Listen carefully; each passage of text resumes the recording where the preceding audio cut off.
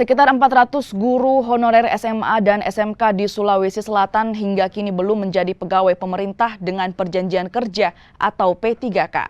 Padahal ratusan guru SMA dan SMK ini sudah melalui seluruh tahap yang diisyaratkan oleh pemerintah.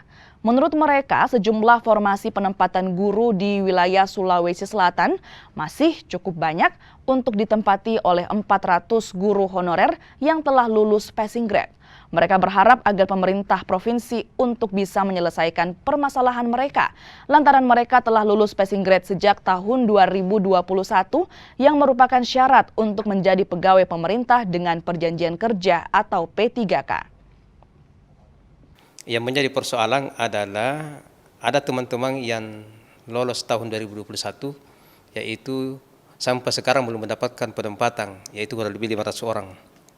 Ya, jadi kami minta kepada Pemprov Provinsi Selatan bagaimana teman-teman ini yang sudah lolos passing grade tahun 2021 itu dihabiskan dari semua jenjang mata mapel yang ada.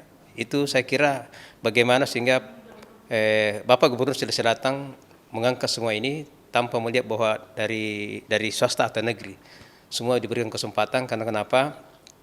Seharusnya pemerintah Provinsi Selatan ini ini dicarikan solusi. Jadi jangan sampai kita membuka lagi formasi baru sementara ada yang sudah lolos passing grade tahun 2021 itu diabaikan begitu saja. Sebagai orang yang